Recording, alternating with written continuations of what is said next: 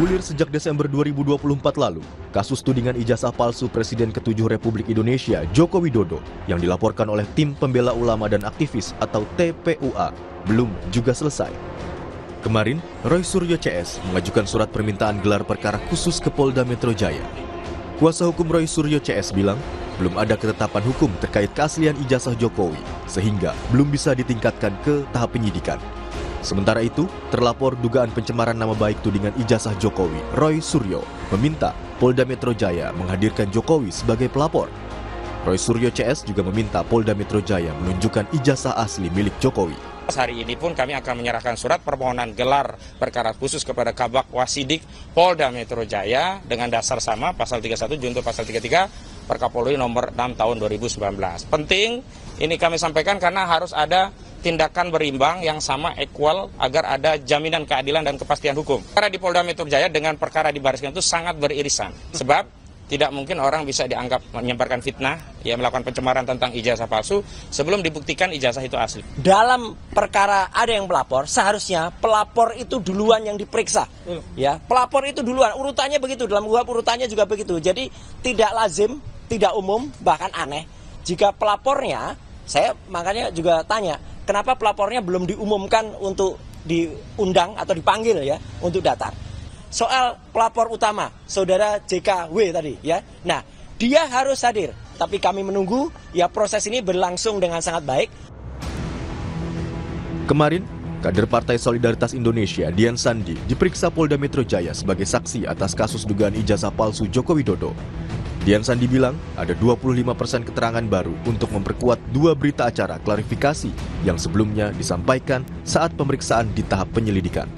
Saya datang atas undangan sebagai saksi pertama setelah penyidikan. Jadi ini kedatangan saya yang pertama sebenarnya untuk yang status penyidikan. Tapi pemeriksaannya sekitar 6 jam ya.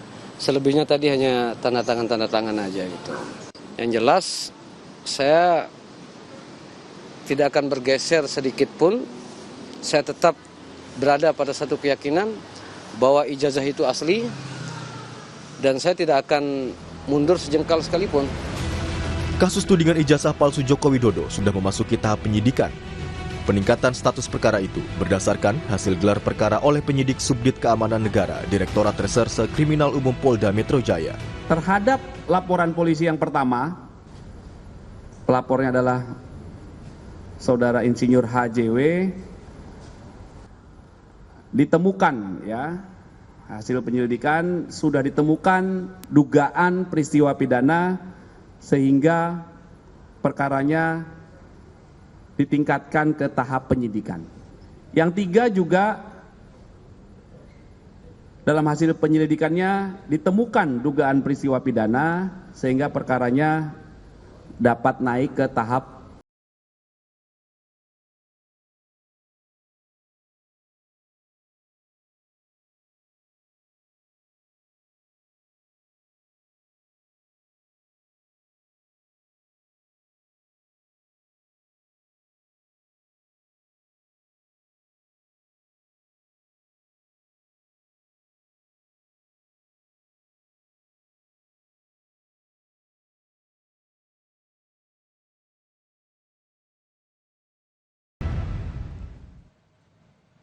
Saudara, hingga kini kasus tudingan ijazah palsu Joko Widodo belum juga usai. Saat ini Polda Metro Jaya tengah menangani 6 laporan terkait dengan kasus tudingan ijazah palsu Joko Widodo. Salah satu laporan yang dilayangkan Jokowi adalah terkait pencemaran nama baik dan juga fitnah. Dan 3 perkara lainnya yang juga telah naik ke tahap penyidikan. Kita akan bahas bersama dengan sejumlah narasumber di pagi hari ini. Sudah ada di studio Orange Kompas TV, sudah hadir kuasa hukum Roy Suryo CS, Bung Ahmad Khozinuddin. Selamat pagi. Assalamualaikum. Waalaikumsalam warahmatullahi Pak Khozin. Ya, kemudian juga melalui sambungan daring ada pakar hukum pidana Universitas Jenderal Sudirman. Sudah ada Prof. Hipnu Nugroho. Selamat pagi. Assalamualaikum Prof. Hipnu. Waalaikumsalam, Mbak. Enjang Prof. Hipnu. Iya, kemudian juga nanti juga akan bergabung bersama kami di studio. Nanti ada kuasa hukum dari Joko Widodo, ada Pak Rifai Kusumanegara yang sampai saat ini masih dalam perjalanan. Kita masih akan tunggu ketibaannya. Tapi saya akan bertanya dulu ke kuasa hukum Roy Suryo CS ini, Bung Khozin. Bung Khozin, kemarin kan sudah ke Polda Metro Jaya bersama juga dengan Bung Roy Suryo, begitu ya. Ada permintaan gelar perkara khusus. Lah, wong gelar perkara khusus kan sudah di Barreskrim Polri kemarin. Kenapa di Polda Metro Jaya kok minta lagi gelar perkara khusus? Ada apa ini? Ya, ini kan sebenarnya dua hal yang berbeda. Kalau di Barreskrim Mabes Polri, gelar perkara khusus kami ajukan karena adanya tindakan Barreskrim Mabes Polri yang melakukan gelar perkara sepihak dan kemudian menetapkan penghentian proses Dumas dari TPUA dari kasus dugaan ijazah palsu saudara Joko Widodo. Sementara di Polda Metro Jaya justru sebaliknya, bukan karena dihentikan, jadi adanya tindakan Polda Metro Jaya yang melakukan gelar perkara sepihak yang kemudian menaikkan tahap penyelidikan ke tahap penyidikan dari dugaan pidana, pencemaran dan juga fitnah, juga sejumlah pasal-pasal pidana lainnya yang dilaporkan oleh 4 pelapor ya. Dari 6 memang 4 yang naik ke tahap penyidikan, 2 mengundurkan diri. Dan penting juga kami ingin kasih konfirmasi kepada pemirsa bahwa tindakan ini sebenarnya hanya untuk menguji ya, apakah benar ada kepastian hukum dan perlakuan yang sama terhadap anak bangsa sehingga apa? Ada keadilan. Kalau perlakuan hukum itu berbeda, pasti tidak akan ada keadilan. Yang saya maksud adalah kemarin juga kita meminta agar pada tahap penyidikan ini, Saudara Joko Widodo selaku saksi korban diperiksa terlebih dahulu dan disita ijazahnya agar ada proses uji kembali secara laboratorium forensik terhadap ijazah tersebut. Mengingat apa yang dilakukan oleh Barreskrim Mabes Polri tidak bisa digunakan untuk dijadikan bukti dalam proses penyelidikan di penyidikan Polda Metro Jaya karena ini hal yang berbeda. Saudara Joko Widodo itu dilaporkan hanya Dumas, sementara laporan Saudara Joko Widodo di Polda Metro Jaya 30 April 2025 yang lalu langsung naik ke LP, laporan polisi yang itu berarti pro justisia. Dan kami sebenarnya uji kembali. Jadi menurut Anda ada ketimpangan di situ? Bahkan ada tambahan ketimpangan itu kami uji kembali, yakni salah satu klien kami, Dr. Rismon Hasyolan Sinepar, melakukan laporan polisi ke Polda Daerah Istimewa Yogyakarta ya, untuk melaporkan 2 dugaan tindak pidana. Yang pertama, pemberitahuan bohong sebagaimana diatur di pasal 29 ayat 3 Undang-Undang ITE ya, Undang-Undang Nomor 1 2024. Yang kedua tentang dugaan penipuan 378 berkaitan dengan statement Saudara Joko Widodo yang berbeda dengan Pak Kasmujo. Dan kemarin klien kami mendapatkan SPHP 2 ya, surat pemberitahuan dimulainya hasil ya pemeriksaan perkaranya. Itu ternyata kasus yang dilaporkan klien kami sama diperlakukan seperti TPUA, yakni hanya dianggap pengaduan Dumas dan kemudian ditingkatkan menjadi laporan informasi. Jadi bukan kemudian diterbitkan laporan pidana. Nah, dari situ kan kita bisa melihat memang ada perlakuan berbeda antara layanan kepolisian terhadap Saudara Joko Widodo dengan klien kami yang hari ini padahal statusnya sama, warga negara Republik Indonesia. Oke, jadi ada beberapa hal yang kemudian menjadikan kuasa hukum dan juga Roy Suryo CS ini mengajukan gelar perkara tambahannya adalah kami sangat melihat ada subjektivitas dari institusi Polri terhadap penanganan perkara ini, sehingga perlakuan berbeda ini tidak mungkin bisa dipahami kecuali apa?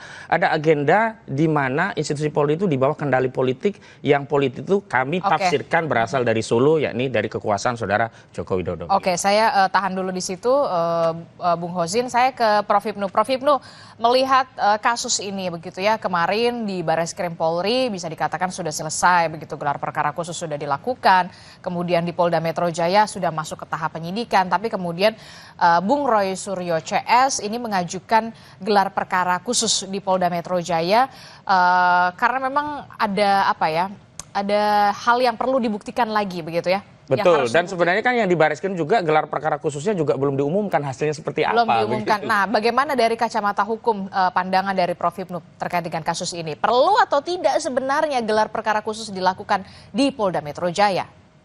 Ya, gini Mbak Adisti, di dalam sistem peradilan pidana itu kan ada pra-adjudikasi. Pra-adjudikasi itu ada penyelidikan dan penyidikan. Dalam hal penyelidikan untuk mendapatkan suatu kebenaran, mendapatkan suatu peristiwa, itu suatu perlu sekali. Apakah yang disampaikan di Barreskrim kemarin, apakah yang disampaikan dalam Polda, kan gitu. Karena dalam hal suatu penyelidikan ini ada suatu kepastian, apakah ada peristiwa atau tidak. Nah, disinilah saya kira sebagai pencari keadilan, mau tidak mau Polda juga harus membuka kembali, kan gitu. Karena ini suatu peristiwa yang mengakibatkan adanya delik kaitannya dengan pencemaran baik. Belum lagi nanti mengakibatkan adanya obstruction of justice misalkan. Jadi delik terkait dugaan ijazah palsu ini akan menyambung beberapa perbuatan yang terjadi. Nah, oleh karena itu dalam hal seperti ini memang harus dipastikan. Yang perlu kami sarankan sebetulnya kalau kita kemarin membaca KPI Mbak Zia, Komite Informasi Publik, itu sebetulnya UGM harus hadir. UGM haruslah menjelaskan tentang keaslian. Jadi kalau kemarin itu hasil lab krim, Polda, lab krim, Baris Krim, tapi juga harus ada suatu rilis, misalkan Mas Kosin menanyakan sebagai badan hukum publik UGM untuk memberikan secara detail ABC dan sebagainya. Ini yang menjadi masalah. Sehingga kalau sampai nanti hasil lab krim belum equal, kemudian badan hukum publik juga belum memberikan gambaran seperti yang diinginkan Mas Kosin, ya ini perkara berlalu terus. Sampai kapan? Sampai tidak ada hentinya, Mbak. Karena dalam hal suatu pemeriksaan praadjudikasi, khususnya lidik, itu tidak ada suatu penyelesaian sepanjang tidak dipastikan dulu suatu perkara yang bersangkutan. Sehingga kalau toh dihentikan kemarin itu hanya dihentikan sementara. Saya katakan sering, dihentikan demi kepentingan hukum. Artinya, ketika peristiwa itu tidak ada, sementara. Artinya, kalau memang suatu saat ada bukti lain, ya diajukan kembali. Disinilah yang saya kira tidak henti-hentinya dalam suatu perkara penyelesaian di praadjudikasi dalam khususnya lidik. Oleh karena itu, kalau memang sudah sampai pada sidik atau pengadilan, itu pastikan, kan gitu. Bisa berhenti dalam arti konteks pembenaran material. Ini yang saya kira luar biasa Mas Kosin berjalannya ini sebagai bentuk asas transparansi, asas equal, dan asas keterbukaan dalam muka perkara di dalam era sekarang ini. Oh, dan penting betul begitu ya asas keterbukaan dan transparansi karena semua warga negara di Indonesia ini sama di mata hukum. Itu yang kemudian harus digarisbawahi Prof. Hipnu dan juga Pak Khosin. Bung Khosin, ini kan kemarin juga Dian Sandi sudah diperiksa, tapi kemudian saya mau tahu juga apakah dari pihak UGM, dari pengetahuan Anda juga sudah diperiksa? Kalau Bung Roy kan juga sempat mengatakan, mempertanyakan pelapor kok belum diperiksa? Belum diperiksa, nah itu gimana? Iya.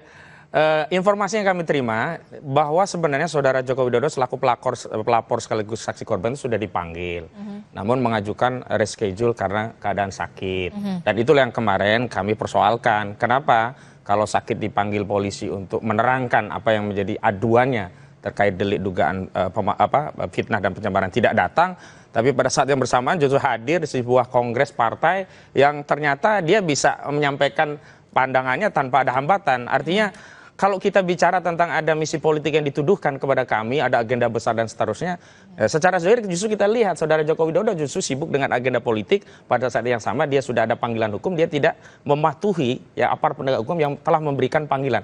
Dan celakanya Kabid Humas Polda Metro Jaya tidak pernah mengumumkan itu. Kalau giliran klien kami ya ada undangan klarifikasi tidak datang, dinarasikan mangkir. Padahal itu tadi menurut Prof. Hipnu itu baru praadjudifikasi. Undangan klarifikasi itu tidak wajib dan tidak ada nomenklatur mangkir. Tetapi ketika hari ini kita tahu benar-benar, Bung Rifai juga menyampaikan memang sudah ada panggilan polisi kepada saudara Joko Widodo dan saudara Joko Widodo tidak hadir karena sakit, tidak pernah ada rilis dari Polda Metro Jaya. Ini yang saya sebut ada tindakan yang berbeda, treatment yang berbeda, terutama dalam konteks komunikasi publik yang kemudian kami rasakan kami diperlakukan tidak adil oleh institusi kepolisian. Dan yang paling penting adalah bahwa hari ini kenapa kami selalu menyampaikan kita harus transparan, karena persoalan ijazah palsu ini bukan hanya ansih persoalan Roy Suryo dan kawan-kawan, tapi ini sudah menjadi persoalan publik karena ijazah itu juga dulu pernah digunakan sebagai persyaratan untuk memenuhi jabatan publik sesuai dengan ketentuan pasal 169 Undang-Undang Nomor 7 tahun 2017 berkaitan dengan pencapresan saudara Joko Widodo dan bahkan sudah digunakan menjadi presiden 2 periode. Oke, karena Bung Rifai sudah hadir, saya sapa dulu begitu ya, kuasa hukum dari Joko Widodo sudah hadir ke studio. Bung Fai, ini tadi Bung Khosin menyinggung soal bagaimana Pak Jokowi tidak hadir begitu, tidak meminta untuk ditunda pemeriksaannya di Polda Metro Jaya karena sakit. Bung Hozin mengatakan, tapi kok di Kongres PSI bisa secara lugas dan juga secara tegas ya hadir di Kongres PSI begitu. Ada merasa ketidakadilan lah di sana segala macam. Nah, kalau Bung Rifai sendiri melihatnya seperti apa? Ini kan Polda Metro Jaya sudah naik ke tahap penyidikan, dari kuasa hukum Bung Roy CS bahkan meminta untuk mengajukan gelar perkara khusus. Oke, pertama mungkin ditanggapi dulu soal Ketidakhadiran beliau ya. Betul. Jadi intinya minggu kemarin memang kami sudah menerima panggilan untuk diperiksa di hari Kamis. Tapi Hari memang Kamis? Kemarin. Tapi memang kan pada saat itu beliau sendiri masih dalam recovery ya. Penyembuhan. Enggak, sudah sembuh cuma masih recovery dalam arti disarankan untuk tidak keluar kota dulu. Oke. Ya, sehingga waktu itu kami minta untuk dijadwalkan ulang dengan dua kemungkinan. Pertama dijadwalkan ulang kembali karena kami akan konsultasi dulu kepada dokter yang mau observasi apakah sudah bisa keluar kota, atau kedua mungkin tidak berdasarkan pasal 113 KUHP diperiksa di kediaman. Nah, ini kami ajukan gitu ya. Intinya sih kami tentunya sangat punya kepentingan untuk bisa menerangkan keterangan, tapi kan bagaimanapun juga secara fisik ada keterbatasan juga, sesuatu yang kita ketahui bersama, sehingga kami memohonkan itu, dan kami sekarang masih menunggu kabar dari pihak Polda, apakah tetap akan direschedule ulang di Jakarta. Ya, kalau memang harus ke Jakarta kami juga siap, tapi mungkin perlu ada persiapan dulu gitu ya. Dan di sisi lain kalau memang harus di kediaman juga mungkin lebih baik, tapi kami serahkan sepenuhnya. Nah, soal kegiatan di PSI ya, karena memang kembali lagi itu kan sama-sama di Solo ya. Kalau di Solo sih memang beliau bisa berkegiatan, bukan hanya ke PSI, kegiatan yang lain juga masih terima tamu segala macam gitu ya, atau kegiatan hari-hari. Cuma memang untuk keluar kota sementara masih disarankan untuk tidak dilakukan dulu. Mudah-mudahan sih Setelah ini sebentar sudah pulih dan beliau bisa langsung ke Jakarta ya. Kita tinggal lihat perkembangan. Nah, terus kedua soal gelar perkara khusus, ya kembali lagi itu sih hak. Ya, setiap advokat tentunya juga punya hak untuk bisa mengajukan upaya-upaya hukum, terutama untuk pembelaan. Ya, dan itu biasa lah ya. Sekalipun kalau saya berpandangan terlalu dini, karena apa? Penyidikannya kan masih berjalan, baru mulai ini penyidikan gitu loh. Sementara gelar perkara khusus itu biasanya untuk mengevaluasi. Oke, gelar perkara khusus biasanya untuk mengevaluasi. Betul, hasil penyidikan ya, atau paling tidak sudah 3/4 lah. Nah, kalau baru mulai sudah gelar, sebenarnya pertanyaannya apa yang mau dievaluasi. Tapi ya, monggo kerso kalau memang itu dimohonkan ya. Sekalipun kalau saya ya kebetulan sudah praktek hampir 3 dasawarsa. Menurut saya terlalu cepat kalau dimintakan sekarang. Sudah terjawab Bung Hozin. Ternyata kemudian jawabannya soal Pak Jokowi tidak hadir di pemeriksaan di Polda Metro Jaya karena memang keadaannya seperti itu. Kemudian termasuk juga soal gelar perkara, biasanya itu untuk mengevaluasi sebuah kasus begitu ya. Ya, ini perjalanan evaluasi. Perjalanan sebuah kasus. Bagaimana respon Anda? Yang jelas kami menggunakan presiden apa yang dilakukan oleh Barreskrim Mabes Polri yang melakukan evaluasi terhadap tindakan penyelidikan yang kemudian dihentikan. Dan hari ini di Polda kebalikannya, tindakan penyelidikan yang dinaikkan kepada penyidikan. Dua-duanya ini bisa dievaluasi. Dan evaluasinya dengan gelar perkara khusus. Karena apa? Karena sejak awal kami tidak dilibatkan. Andaikan dalam proses gelar perkara yang dilakukan oleh Polda Metro Jaya, meningkatkan penyelidikan menjadi penyidikan, diundang para pihak, termasuk kami selaku pihak terlapor, selesai. Tidak bisa melakukan gelar perkara khusus karena memang sudah tidak dilibatkan. Asasnya itu kan terkait transparansi equal daripada proses antara pelapor dengan terlapor. Yang kedua, itu tadi kalau memang soalnya sakit butuh istirahat recovery, ya recovery itu di rumah atau dengan cucu, bukan ikut-ikutan kongres partai yang dia juga bukan bagian dari partai itu. Inilah kita selalu dibodoh-bodohi seolah-olah kita yang punya misi politik, sementara hari ini saudara Jokowi sendiri yang selalu berpolitik kemana-mana. Jadi tidak tepat kalau beliau mengatakan perasaan politik saya sedang di downgrade, saya sedang dijatuhkan. Justru tindakan saudara Jokowi Dodo ini mendowngrade dirinya sendiri. Harusnya sebagai warga negara yang baik, apalagi pernah menjadi kepala negara, tunjukkan wibawa sebagai pernah menjadi kepala negara dengan apa? Taati hukum. Kalau tidak taati hukum, ya sudah istirahat di rumah. Oke, Bung Rifai, gimana Bung Rifai? Ya, apanya tentang apa nih? Ya itu soal kondisi kesehatan ya memang. Ya itu fakta, itu real, everybody knows. Terus mau gimana? Gitu ya, so everybody knows gitu ya. Dan kami memastikan dalam pemeriksaan berikutnya pasti hadir. Nggak mungkin lah. Kami yang punya kepentingan kok dengan LP ini. Nggak mungkin kami nggak memberikan keterangan. Kami ingin sekali LP ini jalan kok. Bahkan apa yang belum memenuhi syarat tentu akan kami penuhi gitu ya. Nah, jadi dengan sendirinya pasti kita akan memberikan keterangan. Nggak ada persoalan. Termasuk juga evaluasi dari penyelidikan ke penyidikan yang kemudian tidak di... Monggo, itu silakan saja diajukan ya. Sekalipun kalau buat kami sih terlalu dini karena sekarang sudah masuk ke penyidikan. Ya kalau sudah masuk penyidikan, concernnya di penyidikan. Ini kan seolah-olah mau dicek lagi penyelidikannya. Ya monggo-monggo saja gitu ya. Sekalipun menurut kami sih terlalu kembali lagi. Harusnya kita fokus di penyidikan saja. Apa-apa saja yang mau kita lengkapi. Tidak adil dong. Kalau penyidikan kan posisi klien kami mau jadi tersangka.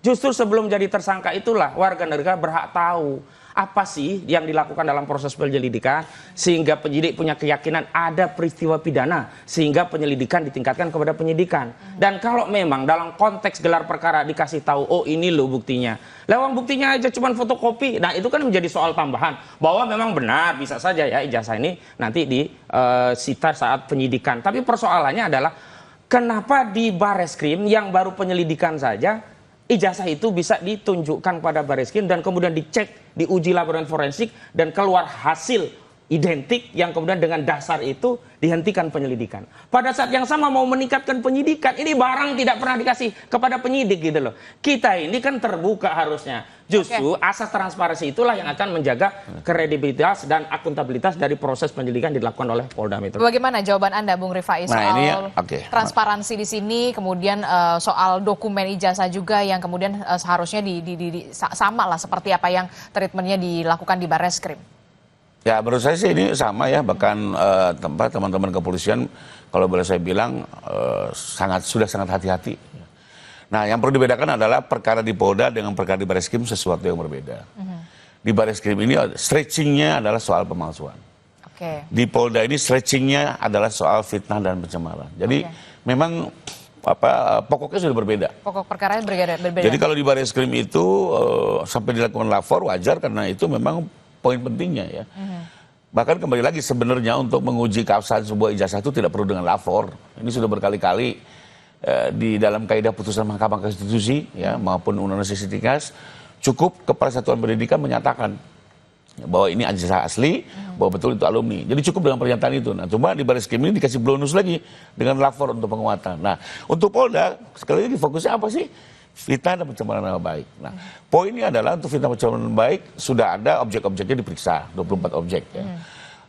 Dan betul apa yang kita laporkan sesuai dengan fakta sebenarnya di dalam objek sosial media. Lalu kedua, soal fitnah sendiri sudah dibuktikan. Kenapa? UGM sudah didengar keterangannya sebagai Kepala Satuan Pendidikan yang menyatakan ijazah Pak Jokowi asli dan beliau betul-betul setelah menyelesaikan pendidikan di UGM. Nah, pernyataan Kepala Satuan Pendidikan ini secara yuridis sudah cukup gitu.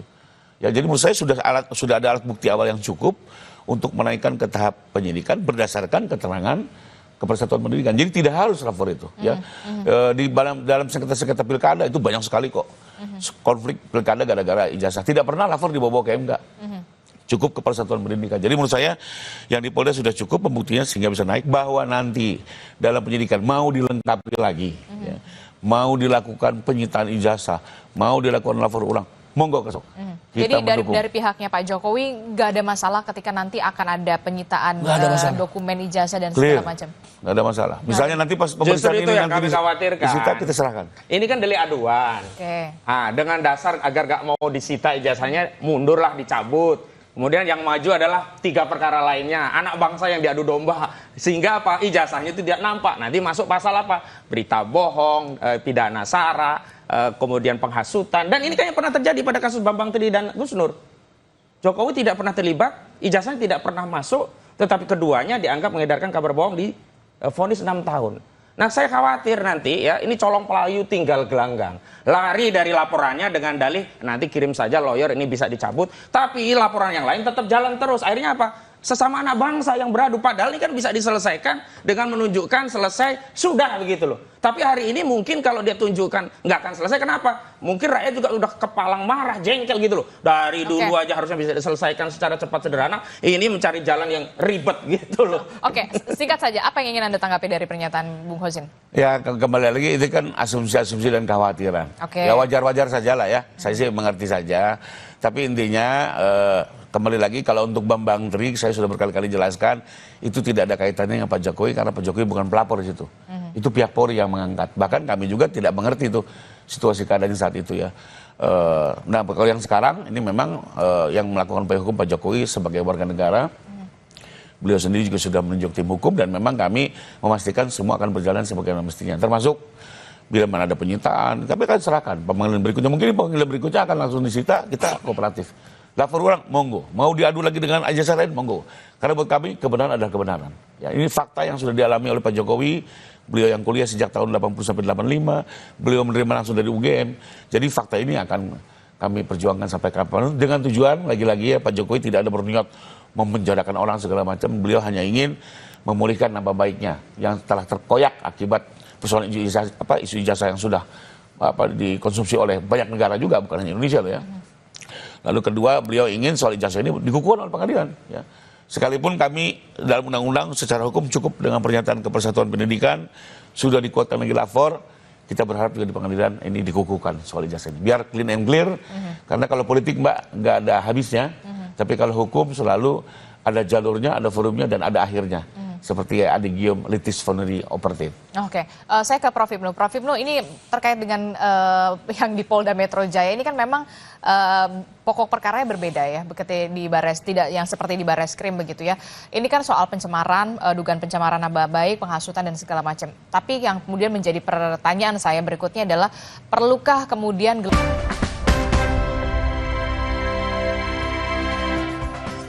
Terima kasih Anda masih bersama kami dalam Sapa Indonesia Pagi. Saudara, kita masih membahas soal bagaimana arah kasus ijazah Jokowi ini akan kemana ujungnya begitu ya. Masih bersama saya di studio ada kuasa hukum dari Bang Roy Suryo CS, ada Bung Hozin, kemudian dari kuasa hukum dari Pak Jokowi juga ada Bung Rifai, kemudian melalui sambungan daring ada Prof. Ibnu. Saya tadi sudah memberikan kesempatan kepada kedua kuasa hukum dari kedua belah pihak. Sekarang saya akan memberikan kesempatan juga kepada Prof. Ibnu. Prof. Ibnu, kalau tadi kita sudah melihat bagaimana saling sanggah dari kedua kuasa hukum terkait dengan gelar perkara khusus di kasus di Polda Metro Jaya yang saat ini ditangani oleh Polda Metro Jaya. Jadi menurut Prof. Ibnu, dengan perkara yang sudah masuk ke tahap kepenyidikan soal pencemaran nama baik, penghasutan, masih perlukah gelar perkara khusus dilakukan di Polda Metro Jaya?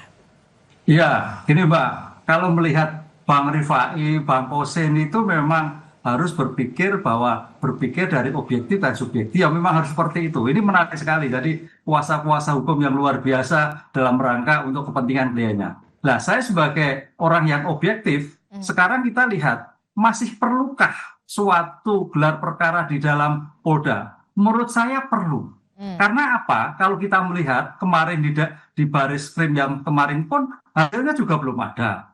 Kemudian hasilnya pun juga masih dikatakan tanda petik belum bisa diterima, itu sah-sah saja. Tapi kalau seandainya nanti di Polda itu dilakukan gelar perkara dan hasilnya sama, nah gitu kan, sama yang di Bareskrim, ya saya kira itu suatu memperkuat. Jadi ini sebetulnya masalah perlu dan tidak perlu itu untuk menjadikan suatu transparansi, suatu equal. Ini loh yang terjadi bahwa memang palsu. Ini loh, ini memang asli, sehingga sampai pada pencemaran yang sekarang ini, kan gitu loh. Ini sebagai Polri, sebagai layanan penegak hukum pada masyarakat harus betul-betul memberikan sebuah informasi yang terbuka. Oh ternyata hasilnya sama, ya selesai, berarti perkara naik, kan gitu Mbak. Oh ternyata hasilnya berbeda dengan Bareskrim, apa yang terjadi nanti? Itulah saya kira yang harus diulang-ulang terus dalam rangka untuk memastikan. Karena kalau kita lihat terhadap peradjudikasi itu memang penghentian itu bukan penghentian yang mutlak, penghentian sementara karena bukti kurang, peristiwa kurang, sehingga sampai kapanpun sepanjang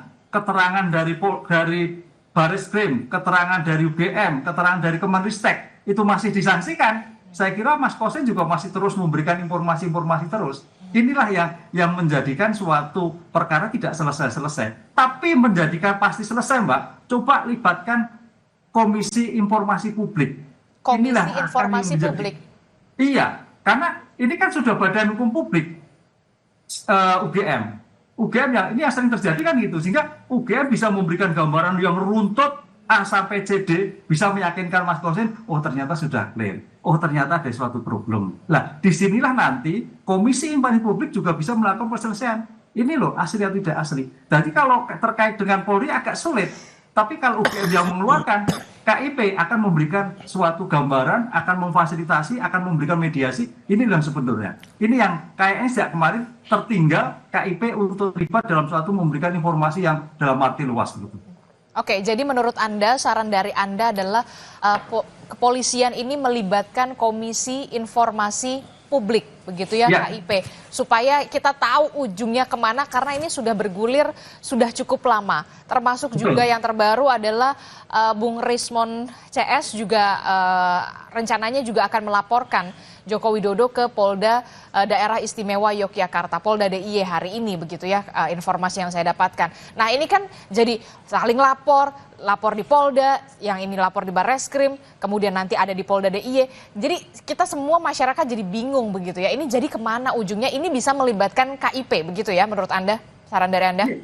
Iya Mbak, betul Mbak. KIP selama ini KIP tertinggal. Kalau kita lihat kasus-kasus yang lain, KIP terhadap informasi publik itu wajib karena UGM badan hukum publik. Lah Pak Jokowi badan perorangan. Makanya kalau Pak Jokowi itu menyatakan tidak mau ya itu sah karena beliau perorangan kan gitu. Tapi kalau UGM mungkin KPU badan hukum bisa menjelaskan A sampai Z tentang ijazah yang bersangkutan. Ini yang kayaknya sejak kemarin kalau kita lihat dalam KIP pasal 52 kalau Mbak Salim saya baca itu seperti itu. Kewajiban sebagai badan publik untuk menjelaskan tentang apa yang diminta oleh masyarakat dari keadaan yang sebenar. Itu yang kayaknya masih belum dilengkapi dalam diskusi seperti ini. Oke, nah ini kita juga saya masih agak-agak gelap begitu soal Komisi Informasi Publik. Nanti akan mekanismenya seperti apa? Polisi memanggil KIP untuk dilibatkan dalam hal ini, atau nanti KIP berperannya seperti apa ke depannya supaya ini benar-benar ada ujungnya begitu? Ya, KIP hanya menjelaskan bahwa memaksa pada UGM, lembaga publik lah katakanlah, badan publik untuk menjelaskan kan gitu. Sedetail-detailnya. Itu aja, KIP hanya meminta itu. Lah, Bang Rifai tadi menyatakan, oh ini kan sudah dijelaskan lah. Pertanyaan apakah itu seperti yang diinginkan Bang Kosin atau seperti apa? Lah disinilah yang saya kira keterbukaan di dalam rangka yang kemarin dan keterbukaan yang dimintakan oleh KIP kayaknya mungkin berbeda. Ini yang sekarang lagi muncul di beberapa daerah juga KIP itu juga sebagai wasit ya ketika ada suatu informasi publik tidak tersampaikan pada masyarakat. Pak Jokowi betul nggak mau pribadi kok, tapi sebagai lembaga negara, sebagai badan hukum publik wajib menginformasikan tentang keadaan yang diminta dalam suatu permasalahan yang terjadi. Tapi ketika kemudian KIP mengambil peran di sini begitu ya untuk kemudian ya paling tidak menjernihkanlah suasana begitu ya kepada publik begitu. Tapi apakah dengan serta-merta kasus yang sudah sampai saat ini bergulir ini akan ada ujungnya, akan ada case close di sana atau bagaimana?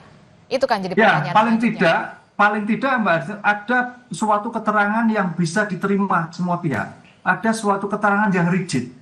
Kan itu. Karena badan hukum publik berkewajiban menyampaikan suatu informasi publik yang bersangkutan. Disitulah yang sebagai penyeimbang. Hasilnya seperti apa ya? Tergantung nanti. Apakah seperti yang ada di Barreskrim ataukah tidak. Ini yang saya kira masih berjalan. Artinya dalam kasus ini kita harus juga melibatkan lembaga-lembaga lain sehingga menjadikan suatu betul-betul menjadikan bernilai suatu informasi di dalam suatu penyelesaian suatu perkara. Sehingga kalau toh sampai dihentikan itu berarti murni dihentikan cukup, berarti memang tidak suatu peristiwa, begitu loh Pak. Oke, berarti KIP punya hak untuk punya dalam tanda kutip punya kuasa untuk bisa memanggil Joko Widodo untuk membawa serta ijazahnya dan segala macam untuk dicek dan segala macam untuk bisa kemudian diinformasikan kepada publik. Demikian? Bukan Joko Widodo, UGM-nya. UGM-nya, oke, UGM-nya. Iya. Oke, nah itu gimana menurut Anda kalau Pak Kozin dan juga Bung Rifai soal pelibatan KIP, Komisi Informasi Publik terkait dengan UGM dipanggil oleh KIP supaya kemudian dicek segala macam supaya semuanya jernih, clear begitu ya, paling tidak ke publik. Ya, sebenarnya kan kalau ini dilakukan oleh UGM pada 14 April 2025 lalu, tidak perlu ada proses sampai hari ini. Karena saat itu kan dijanjikan ada 34 atau 36 data-data yang memverifikasi keabsahan Saudara Joko Widodo sebagai mahasiswa sekaligus lulus dari Universitas Gadjah Mada, Fakultas Kehutanan dengan gelar S1 Sarjana Kehutanan, ya, insinyur ya begitu. Kan saat itu justru tidak diberikan oleh Prof. Pening, hanya ditegaskan melalui statement saja bahwa Saudara Joko Widodo benar adalah mahasiswa kami yang data-datanya tersimpan rapi di Fakultas Kedokteran. Mohon maaf, Kehutanan. Itu kan yang diterima oleh klien kami hanya statement. Hari ini sebenarnya yang dibutuhkan oleh klien kami, dan Prof izin Prof, jadi bukan hanya untuk meyakinkan kami selaku kuasa hukum atau Pak Rismon atau Pak Roy, tapi publik. Karena ini sudah menjadi perkara publik, ya ini butuh transparansi dari UGM untuk menjelaskan detail, betul tadi, detail tahapan, proses, prosedur sampai akhir dari Saudara Joko Widodo. Terakhir justru pengakuan dari Prof salah satu ya mantan rektor UGM ya, Prof Effendi itu kan menyatakan justru tidak ada data wisuda yang atas nama Joko Widodo, walau terakhir beliau mencabut. Kita tahu lah di era represi seperti ini yang kita jadikan patokan justru yang pertama, bukan yang dievaluasi begitu. Artinya kami setuju saja dan sependapat, dan sebenarnya kan proses pengungkapan data itu kan ada dua cara. Yang pertama secara subjektif, yang kedua secara objektif. Secara subjektif sebenarnya UGM bisa melakukan itu tanpa harus diminta oleh KIP begitu. Tapi kalau harus melibatkan KIP agar data-data itu muncul pada publik, kami sangat setuju sependapat dan mendorong hal itu. Dan itu pula yang sebenarnya menjadi dasar dari aktivitas penelitian dari klien kami untuk memastikan apakah benar Saudara Joko Widodo itu absah punya ijazah S1 UGM. Oke, Bung Rifai, bagaimana? Oke, sebenarnya sih apa yang dilakukan UGM juga sudah pernah mencoba berkomunikasi atau melakukan sosialisasi pada publik ya. Itulah yang pertama kali mereka mengumpulkan alumni, lalu menunjukkan di belakang dengan layar besar ijazah, lalu juga menunjukkan ijazah teman-temannya gitu ya. Jadi sudah pernah juga dilakukan itu. Lalu kedua, waktu juga teman-teman TPUA ingin audiensi juga diterima gitu ya. Bahwa mungkin dalam prosesnya saya sendiri nggak ikut, cuma kalau saya lihat di pemberitaan kan memang akhirnya tidak semua data dikeluarkan karena mungkin masih ada kekhawatiran ya bahwa ini tidak serta-merta sekedar untuk mencari kebenaran, tapi juga seolah-olah hanya mau mencari senjata untuk mencari menyerang gitu ya. Dan benar saja kan, tidak lama setelah ijazah dipertunjukkan, dipersoalkan fontnya, ya, tanda tangannya, fotonya, sudah dijawab lari ke skripsi. Skripsi dijawab lari ke KKN, jadi kembali gitu lagi nggak, masih ada tidak ada trust gitu ya, jadi masih khawatir. Dan memang juga kalau kita lihat perjalanannya terus menerus, sudah dijawab A lari ke B lari ke C, jadi wajar juga kalau UGM seperti itu. Tapi sekarang kalau mau diambil langkah hukum langkah ke KIP bagus-bagus saja ya, memang itu ada salurannya, sekalipun memang menurut saya sih tidak berdampak dengan perkara pidana yang berjalan. Karena KIP kewenangannya sendiri, penyidikan sendiri, KIP tidak bisa mengintervensi penyidikan juga. Tapi mungkin lebih kepada rasa penasaran masyarakat terjawab. Sekalipun nanti di sidang, Mbak, kemarin juga kami melakukan rapat koordinasi ya. Mau ditunjukkan itu ijazah di sidang, oleh majelis hakim dalam penyitaan ataupun oleh Pak Jokowi, kita akan tunjukkan. Jadi intinya ada saatnya pasti akan ditunjukkan secara terbuka dalam persidangan. Cuma intinya satu, dalam forum yang jelas, untuk kepentingan yang jelas. Bahwa sidang itu nanti disorot oleh berbagai media, ya nggak ada persoalan. Toh ditujukannya dalam rangka kepentingan penyidikan untuk keterbukaan, ya, untuk mencari kebenaran. Justru kalau sekedar diminta tanpa dasar, tanpa kepentingan, tidak ada legitnya gitu. Itulah yang membuat kami juga sama bersikap seperti UGM. Akhirnya, wah ini apa maksudnya, arahnya kemana gitu ya. Tapi percayalah, kami dari pihak Pak Jokowi tadi malam kami koordinasi. Masyarakat bersabar ya, tunggu tanggal mainnya, pasti akan ditunjukkan secara terbuka ijazah ini dalam forum persidangan. Jadi tidak ada pesan. Nah, saya mau komentari juga tadi soal Prof. Sofyan yang tadi sempat dikomentari. Ya buat kami sih, kami senyum-senyum aja waktu pertama kali beliau memberi statementnya. Sekalipun juga akhirnya ditarik kembali. Karena lagi-lagi kita coba verifikasi juga berdasarkan data Pak Jokowi. Ya beliau itu kan waktu jadi rektor, Pak Jokowi sudah tidak kuliah di sana gitu. Tahun 2002 Pak Jokowi sudah mau sudah persiapan berpolitik saat itu ya. Jadi nggak ada kaitannya gitu ya. Lalu kedua juga waktu Pak Jokowi kuliah, beliau udah sedang di mana. Lalu seolah-olah memberikan verifikasi terhadap data, apalagi kan kalau data kan adanya di fakultas gitu ya. Sehingga kemarin pun kami melihat waktu pendapat ini muncul tidak bisa dipertanggungjawabkan, tapi sebelum kami lakukan pendalaman ternyata sudah mencabut ya. Mungkin di jalan terbaik ya, karena bagaimanapun kami berharap juga biarkan dengan proses hukum yang ada. Kalau orang nggak yakin benar, lebih bagus jangan ikut campur. Karena nanti semakin keseret, kita juga nggak mau banyak korban. Makin keruh ya, malah makin keruh. Nah, jadi itu... kalau yang udah pasti monggo, tapi kalau yang belum jelas lebih baik jangan dah, wait and see. Oke, Bu Kozin, katanya sabar aja nanti diperlihatkan di persidangan ijazah Pak Jokowi. Jadi begini, yang pertama kita itu bernegara harus basisnya adalah husnudzon, prasangka baik kepada elemen anak bangsa lainnya. Kalau belum sudah berpraduga suudzon, nanti kalau dikasih tahu nanti akan serang sini serang sana. Persoalannya kembali, data yang diberikan itu sahih tidak? Kalau data yang diberikan skripsi nggak ada tanda tangan, ini kan permasalahan. Masa kita mau meyakini bahwa skripsi itu benar, sahih, padahal nggak ada tanda tangannya? Yang lembar pengesahannya berbeda warnanya, yang satu kuning, yang satu masih bersih. Ini kan persoalannya bukan soal ansih bahwa data itu ditunjukkan. Kan masyarakat juga punya hak. Oh, ini data benar nggak? Kalau datanya sudah jelas bermasalah, ya pastilah itu menjadikan persoalan. Itu berarti semakin menguatkan analisa selama ini bahwa ijazah saudara Joko Widodo bermasalah karena skripsinya ternyata juga tidak ada lembar pengesahan dari dosen pembimbingnya. Apalagi setelah kemudian hari baru tahu Kasmujo nggak menjadi dosen pembimbing skripsi, bukan juga dosen pembimbing akademik. Ini kan anomali-anomali yang muncul. Nah, justru kami punya, kalau boleh suudzon, kami juga bersuudzon lagi. Jangan-jangan data itu tidak dikeluarkan karena banyak masalah di data itu. Sehingga publik tidak bisa mengaksesnya. Itu yang pertama. Yang kedua, kalau kita persoalkan Prof. Sofyan karena tidak pernah hadir di periode saudara Joko Widodo sekolah, kuliah lah ya. Rektor-rektor hari ini yang memberikan statement kan sama saja. Dulu nggak pernah hadir dalam proses Jokowi menjadi mahasiswa.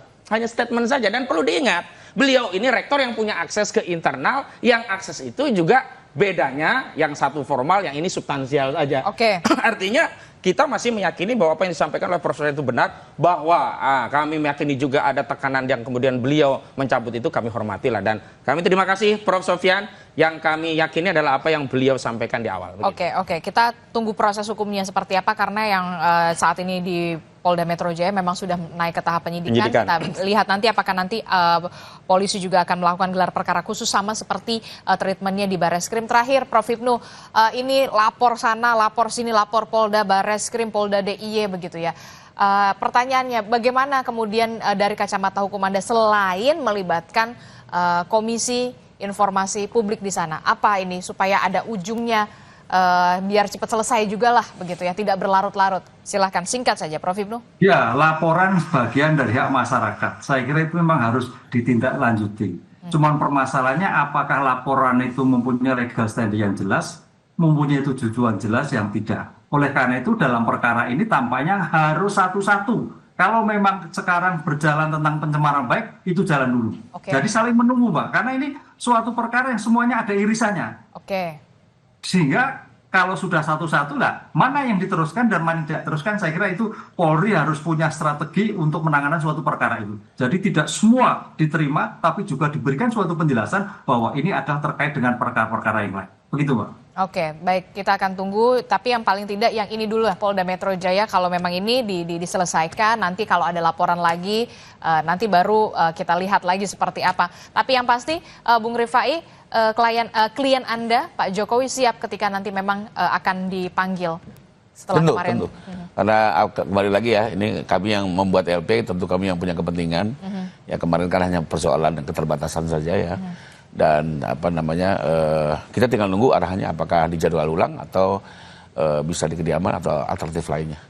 Tapi intinya kami segera akan memberikan keterangan, termasuk juga lagi-lagi kami siap menyerahkan ijazah untuk dilakukan lapor ulang ya, dan disita sekalipun juga kami siap. Oke, terakhir. Ya, singkat setuju, siap untuk hadir kembali dan harus disita. Karena kami khawatir kalau nggak segera disita, ada proses kebakaran di Pramuka terjadi juga di Solo. Begitu.